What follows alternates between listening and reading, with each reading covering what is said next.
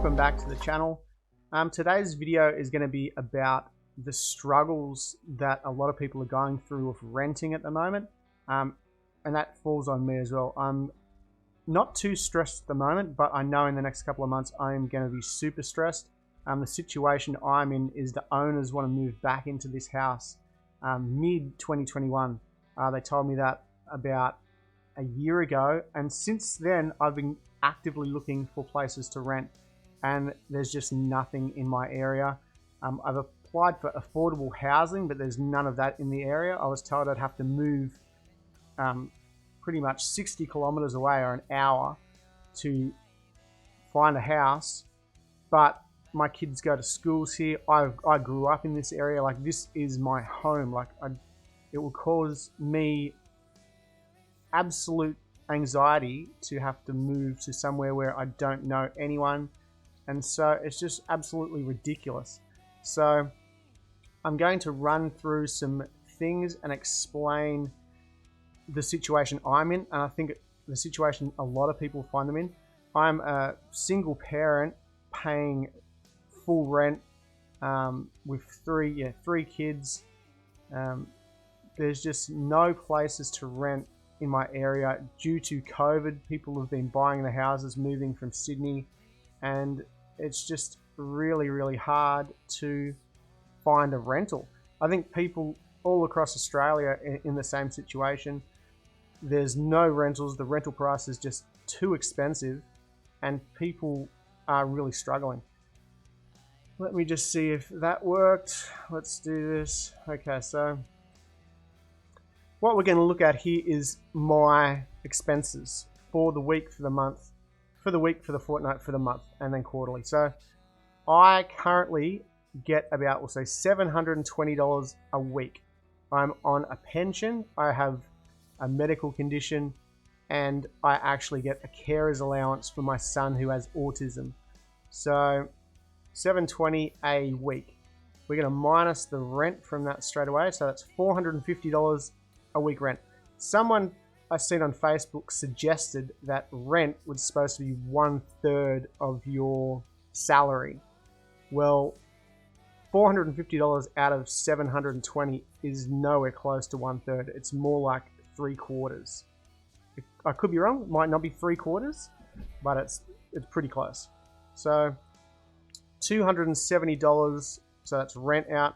Then for food, I've been doing my receipts the last month, and each fortnight I spend $300 on food. So I'm going to minus $150. So this is for the week.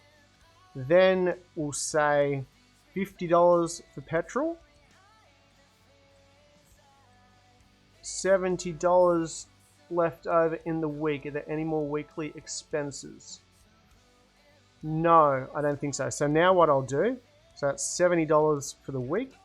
I'm going to now go to the fortnight. So that's $140 left over for the fortnight. Now my son goes to daycare on one day in the fortnight, but the other day that I pay for, he's not actually with me because I have shared custody. It's half and half. So it's 32 or 35. We'll put 30. So $108. Anything else in the fortnight? There's the daycare fortnight. I don't think there's any other fortnightly bills. So we'll say there is $216 left over for the month. Now, monthly bills, I have to pay $90 for phone and internet, and then I have to pay $25 for mobile, and then I have to have medication. I get medication. I have 2 types of medication, and my son has one, but we pay the PBS price. So $6.50 times 3, so that's around about $20. So I think in the month there's $80 left. Like $80 left. So that's $20 extra a week to spend in case of emergencies or anything like that. This isn't including doctors or who knows, $80 left for the month. Now, on top of that, there are quarterly bills like electricity. So say $400 to $450 a quarter for electricity. If you times 80 by 4, that only adds up to 160. Is that 320? So that doesn't even make up for the amount I need for electricity. And that's not taking into account the specialists that I need to see. I have to drive to Albion Park to see a specialist. That's cost $120. So currently I am in a situation where I am balancing my funds with, there's nothing left over, but if something happens, I don't have enough. Luckily, I have money saved because before I was on the pension, I worked for 10 years and I saved money because I used to be a single parent then as well. And I know that you need money in the bank because if something happens, you need money there. If your car breaks, like it happened to me a couple of times, I got T-boned by a car. I needed to get a car ASAP because when you got kids, you need a car. So I know you need money in the bank just there in case something happens. So that's probably why I'm not too stressed either. I know I've got money there if I need it, but that's not really the problem. The problem is rentals. So 10 years ago, I rented this house at 28 McCall Street for 10 years. The rent when I first moved in there was $260 a week. It went up by $10 a year. When I moved out 2 years ago, I was paying $360. It was a 4-bedroom house, 2 living areas. That was the family room off the kitchen. This is the lounge room with the dining room, main bedroom, bathroom. Like, it was a big family home, and I had just me and 2 kids then, and I was comfortably working and paying that, and that was no dramas. The owners wanted to move back into that house. I had to move out. When I had to move out, there was nowhere pretty much that I could really comfortably fit into, because you have to remember, people who have lives have things. I don't know why people are expected to move from a house where you have stuff to a tiny place where kids are on top of each other. So, but that's not the problem anyway. So moved out of there into this house. So this is where I currently live, and it is a 4-bedroom house once again. Plenty of room for the kids.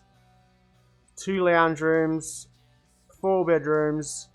So everyone's got their own space. But the problem is, this is the garage. The problem is the owners want to move back, and so I have to move out. So now we come to the real problem. So I'm paying $450 a week rent, and it's too much, as I showed you on the calculator. It's can't be done long term. At the moment, we have this one was 620 at Parsons Street. So we have a 3-bedroom, 2-bath, 2 in a what do they call these things? A little community like lot thing. Sure, but it's 450, which is too much for me. And it's 3-bedroom. It's downsizing, 1 living area. Look, it's a nice place. Small bedrooms. So I've got 2 kids would have to share. 2 kids that have to share that room with bunks, and 1, or probably 2 in that one because it looks like it's a bigger room. Hopefully it's got built-ins, because you need built-ins in rooms. So that's house number 1. Applications closed on this one. I think that was $450 as well. So $450. This one's the same thing. That one's got a double garage, which is fantastic. That is the lounge room, a little sunroom. The dining room will be there. So it's looking at it that way. Yep, dining room, kitchen. Bedroom's got built-ins, but once again, that's $450. It's only 3-bedroom. Just too much for me. Out of my. Then we have that one there was a 3 lease rent. This like $560, I think.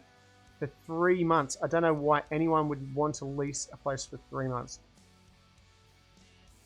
A 3-bedroom for 450. That 450 is too much for me, but we're going from this house here, which is 450, to that. Like, it's absolutely out of control.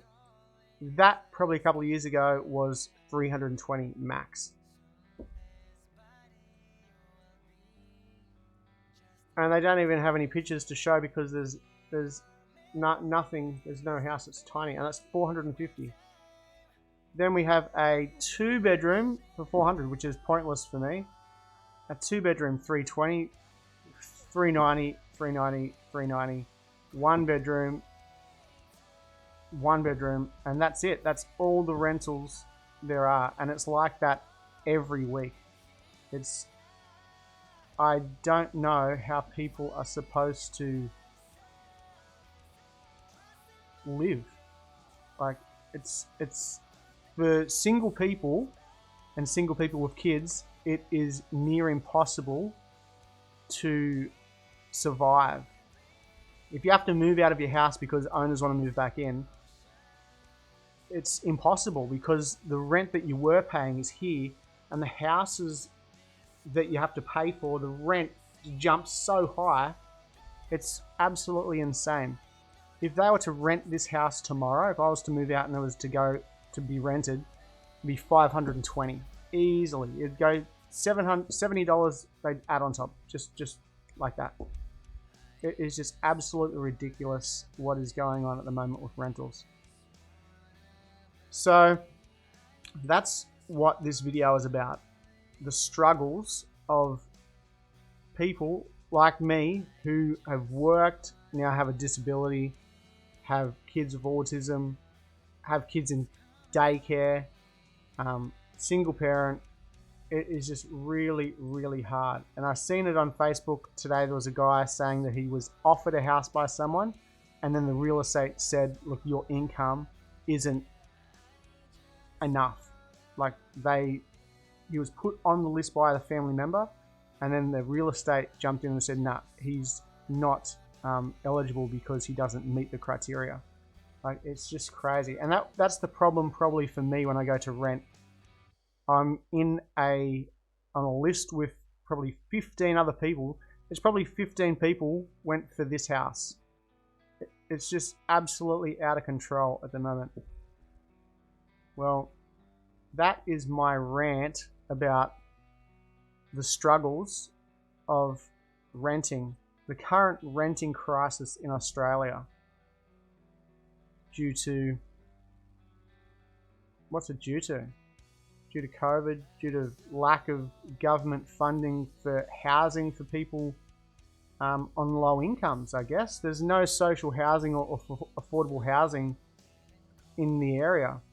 It's just really, really sad. And like, people, there's good people. Like, I think I'm a good person.